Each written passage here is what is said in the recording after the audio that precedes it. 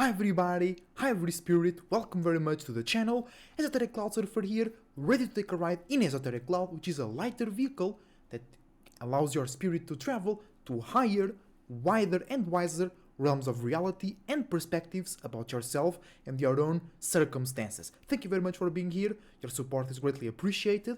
I wish you the best thoughts, ideas, feelings and emotions, and a whole bunch of individuality, creativity and responsibility as well. Let's go straight into the video, and today we're talking about the importance and the reason and the meaning behind the first house. Alright, so if you are into astrology, if you are into natal chart readings, you know about the zodiac signs, right? You know about the 12 houses and what they mean, right? But why is the first house the first house? Why is it the first? Right? Or what is not why as in physically, but what is the meaning behind it? What is the esotericism behind being the first house? Right? So that means that it's the first awareness or the first space that we are aware of, right? But we have to distinguish here something which is being aware of something, right? Doesn't mean that it's the first space that your spirit was present in. Because your spirit starts to exist when it starts to be aware of itself, but before your spirit was aware, before your spirit existed, exit into not knowing and entered knowing, exit, existing, exiting, right? One space into another, when your spirit changed, when it created that first awareness of itself, your spirit was somewhere else, or there is the possibility that your spirit was somewhere else, unknown, unaware of itself and its surroundings, right? But that's why it's important, right? That's why the first house is important, and that's why we call it the first. And that's why in this world it's so important to be the first one, or to be the best, real like Aries, right? Which is the constellation, the group of stars that was born out of that space, because the constellations travel, but they all got an origin point just like you, right? So it is important in his realm to be the first, right? To be the best, because to be the first awareness, or to have, or to create, or to direct somebody attention to that first awareness has a lot of power, has a lot of intensity into it, right? Because that's the real birth moment of your spirit. It's when it becomes aware of something, and then your spirit and other spirits get excited, get moving really fast, creating a lot of temperature and creating a lot of things in general. So, okay, so that's the power. The first high, the first moment is many times, in many experience, the most intense or the better. Not necessarily the better, but it's always the most intense, not the better, right? So, but what does that mean, or where that comes from, or what is the big general meaning of the first house and the whole natal chart in itself, right? So it means, or because it's not what it means just being the first house, it's like when we get various pieces together talking about this subject, we can discover a little bit more. And let me be more clear in this topic over here. So basically, Aries being the first house, Taurus being the second house, is the natal chart of the being that we live in right now, right? Because as you have beings living inside of you, we live inside of a bigger being. But it's not like a being like you know down here, quote unquote, as in the physical realm. It's not like a being, it's not like an animal that you know like here, right? Because that spirit, okay, that we live in, because if we live inside of a being, that being was created by many spirits, one spirit leading the teamwork like you did. You are a spirit working with many spirits to create and maintain this vessel, your minds, your chakras, relationships, manifestations, attractions, right? It's always like that, but on different levels, on different dimensions, on different micro and macro cosmic scales, right? So the natal chart where Aries is in the first house is quote unquote the right natal chart, right? Quote unquote, because I will explain that a little bit later. And it's the natal chart of the being that we live in right now. And why is it the right quote-unquote natal chart? Because you and every spirit that you are sharing this realm with, right, gets influenced heavily by the spirit of the being where we are living in right now. Because you came here following that spirit, following a desire or a light in the esoteric realm, right? A way of being, a way of feeling safe, just a desire to do something in specific, right? Or to redo. Many spirits on here are here to redo something in a different level, or just repeat over and over again. So you are, or you can still be following that spirit. But as you get wiser as a spirit, following another spirit so much is harmful to you because it doesn't allow you to get your own experiences, to be real unique, real individual, and create something for itself. Because that's one of the main reasons the spirit wants to exist, is to create something for itself, by itself, and you want to be kind of seen as a creator, because that's what you really are as a spirit, right?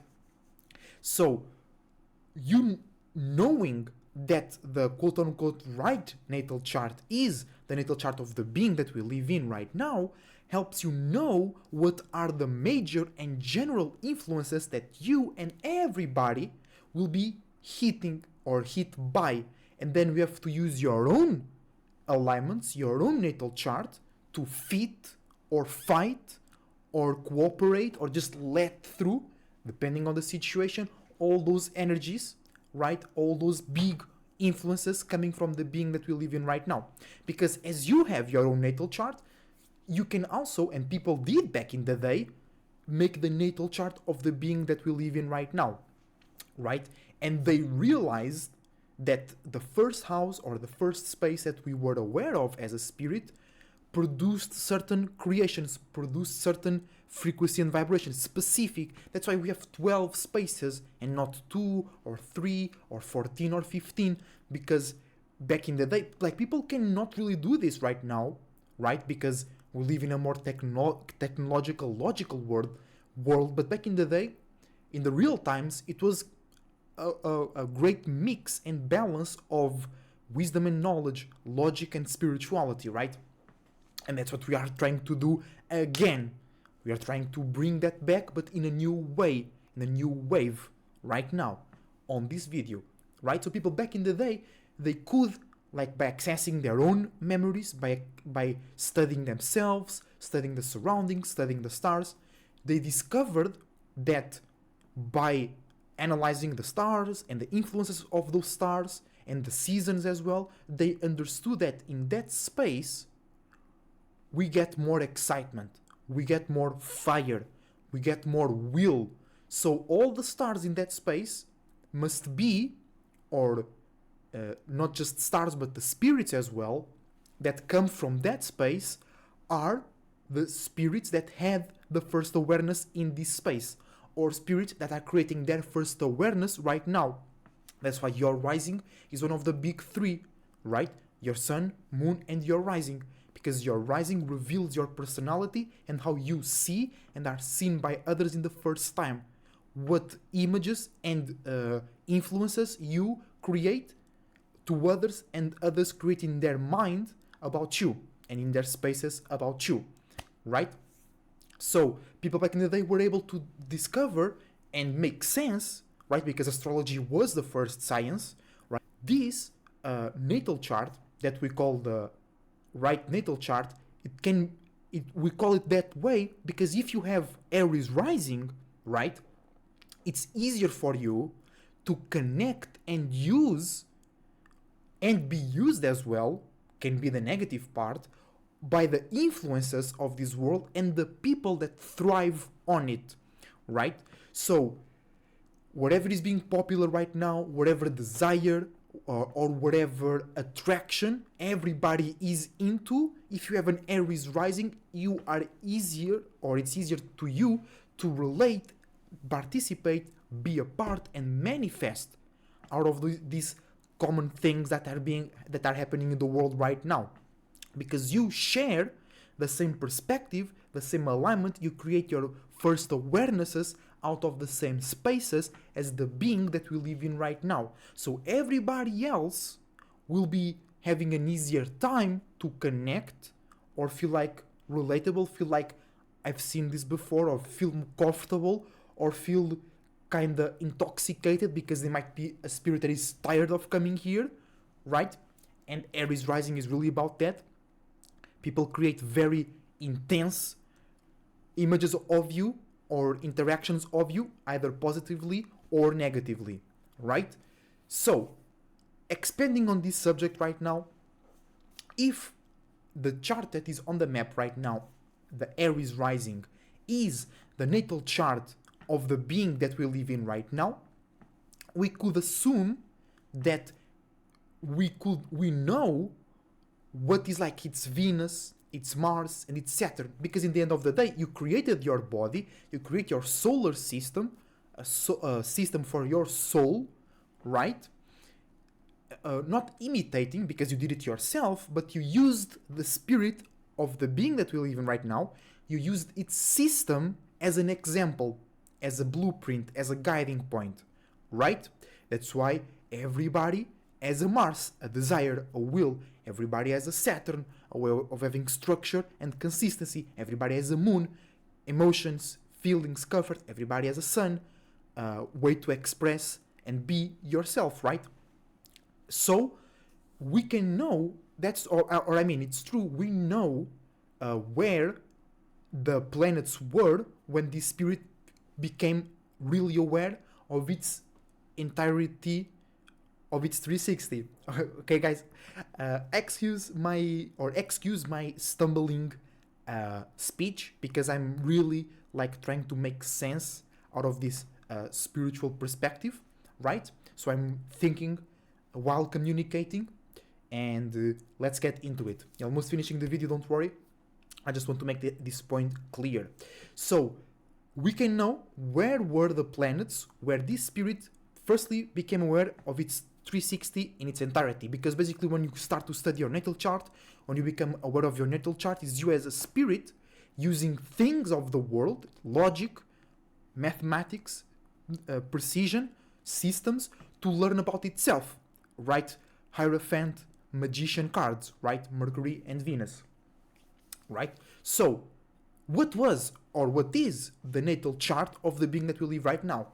So it's, you take every planet but the sun and the moon, because they are a bit different, and its feminine side, right, is the place, is the space where those planets were when they were first created, when they were first born.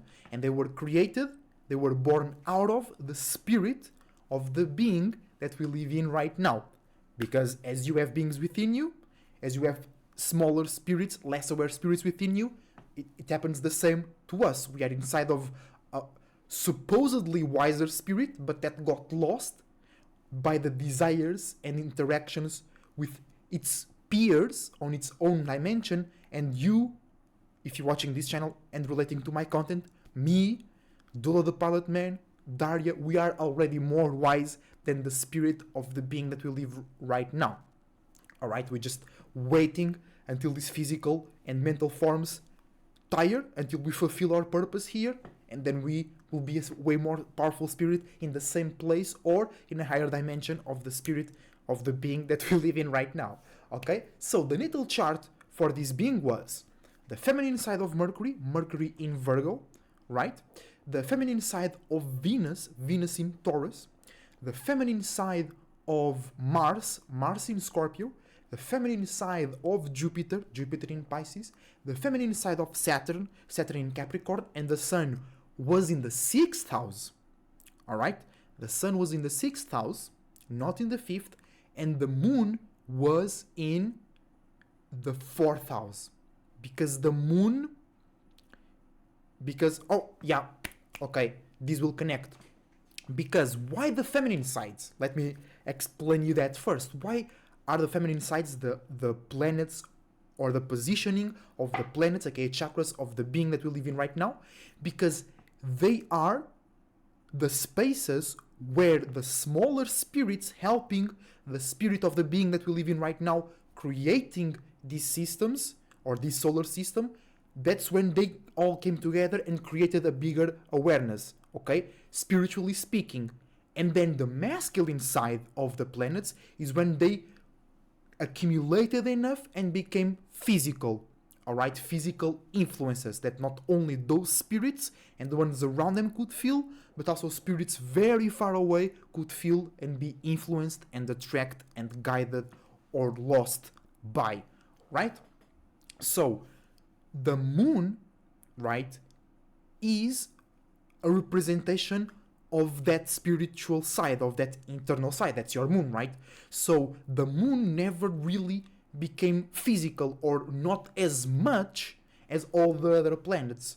So for example, the sun is largely associated with the fifth house, but the sun spiritually was created in the sixth house. All the spirits came together to create the sun in Mary in the sixth house, and then it became dense, it became physical, it became seen and able to be felt by other spirits in more denser ways in the fifth house. But the moon never really reached that dense, heavy state.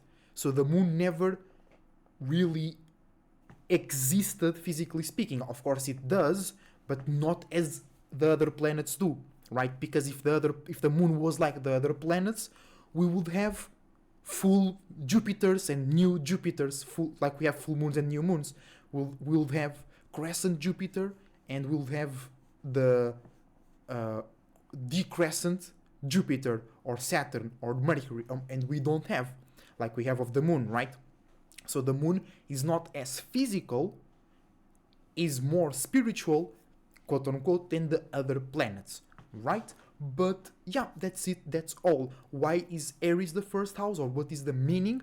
Because that natal chart with Aries in the first house is the natal chart of the being that we live in right now, right? And we know that because the constellations and the spirits that come out of what we call the first house are dealing with and also, very importantly, the seasons, spring that comes out of that space, right? Or that time of the year that we call spring is when we see things blossom, is when we see things come to life. That's the start of the new year, the new cycle, right?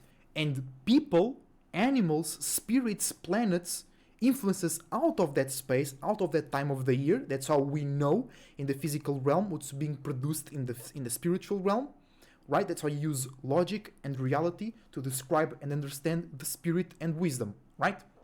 So I hope I wasn't like too confusing over here. I hope I made sense to y'all, and I hope I had a really good line of thinking, because I was trying to get everything in a picture. I don't want to be like, why is Aries the first house? Or, you know, because it's not really about it. It's about the spirit of the being that we live in right now. You know what I'm saying? So I wanted to put that into a good context, into a good perspective, into a good picture, and I hope I did well. I hope you understood that the first house is associated with Aries, because that's the natal chart of the being that we live in right now, and we can know the natal chart and more about the being that we live in right now, and that will be for the next video. Okay guys, so thank you very much for watching. If you enjoyed the content, leave a like. Until the next time, Esoteric Cloud Surfer, surfing out.